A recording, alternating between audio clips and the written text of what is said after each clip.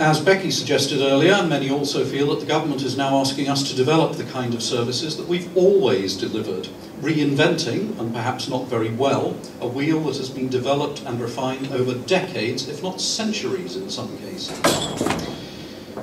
In terms of specific policy initiatives announced so far, Francis Maude, Minister for the Cabinet Office and Paymaster General, has announced a Communities First Fund to be targeted toward the most disadvantaged areas in the country, providing start-up funds to support the creation of much-needed neighbourhood groups. These are his words. And charities and social enterprises have a major role to play here too, as the more formalised part of the sector can empower community groups by offering support and making complex tasks such as setting up and running schools or local community centres more manageable. That was in a speech called Leading Your Charity Through a Time of Change on the 9th of June. VCS groups want to know whether this funding will be available to existing groups already delivering essential frontline services, or only to new, or if you like, reinvented wheel groups.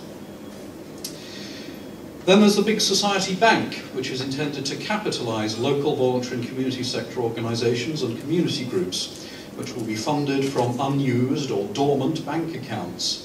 Again, we want to know, is this only for reinvented groups, or will this be for existing groups who are already doing the job extremely well? National Citizen Service, this initiative for young people intended to support them to develop the skills and attitudes they need to get more engaged with their communities and become active and responsible citizens. Slightly insulting for the many, many young people who already are active and responsible citizens, of course. And again, many VCS organisations are wary of involving themselves, asking, how can you have compulsory volunteering? Isn't the whole point that it's supposed to be a service freely offered, and isn't that where the merit lies? And finally, community organisers. Well, the idea of recruiting an army of thousands of community organisers has also met with a mixed reception, mainly because while the government is proposing to fund their training, it's made it clear that they will be expected to find their own salaries. Not unnaturally, the sector is concerned that the communities most in need of this kind of leadership will be those least able to afford it. There is a widespread perception, exacerbated by recent talk about each community focusing on its own square mile, that those who most need the skills will be those who can't afford community organisers. Such talk seems to suggest that disadvantaged communities will be given the opportunity to apply for minimal resources, with no guarantee that they will be chosen to have these made available, and then left to sort out their own problems, although they very often lack the capacity and skills to do so through no fault of their own. This will then increase the demand on VCS frontline service provision, and so we go round again. The VCS role in public services was unpacked from the announcement in the Queen's speech that the role of social enterprises, charities and cooperatives in our public services will be enhanced. In the Queen's speech, the government said that the sector can play a valuable role in the running of public services. They reach and engage communities, understand need and pioneer new approaches. I think we knew that, didn't we? Where appropriate, they said, public service markets will be opened up to allow social enterprise, charities and cooperatives to bid to run public services. It's that where appropriate bit that stings. Barriers to involvement will be identified and measures implemented. Government priorities for our sector, well, again, Francis Maude in the same speech said that they want to make it, and I quote, easier for you to work with the state. We will work energetically to open up services to enable organisations of all sizes to compete on a level playing field with the statutory and private sectors. Wow!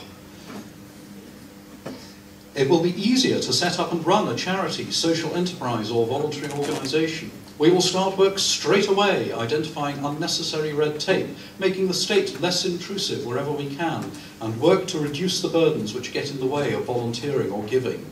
What, like lack of money? There will be more resources, though this is not about more and more government spending. There's going to be less of that.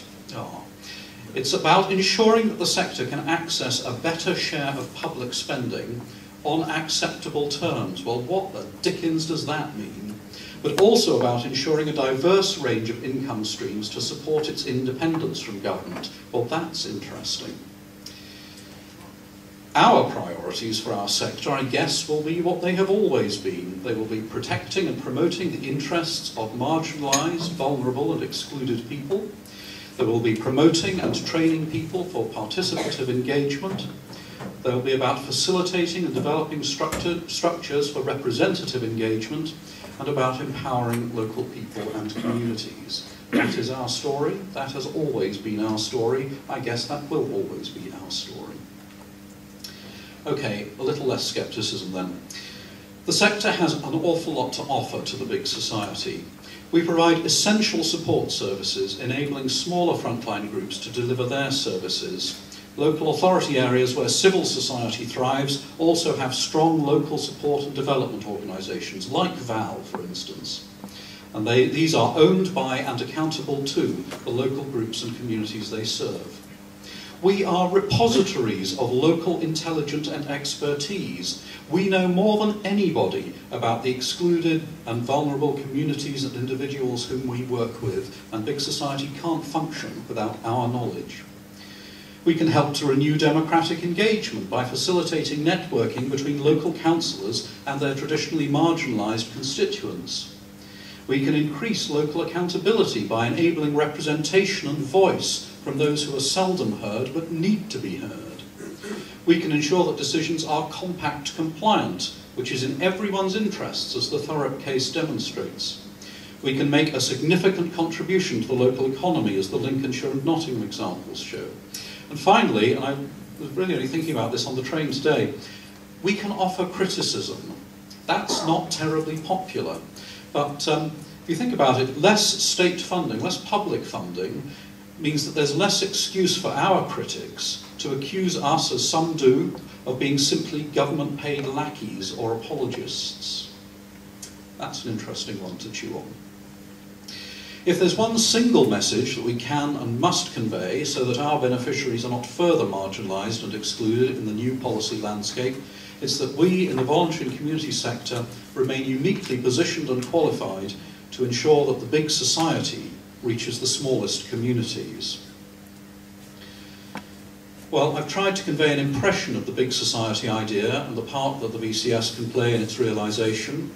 So here to finish is another impression of Westminster. This one's by Rolf Harris. I think it's rather beautiful. Although perhaps the position is better captured by his immortal catchphrase, big society, can you tell what it is yet?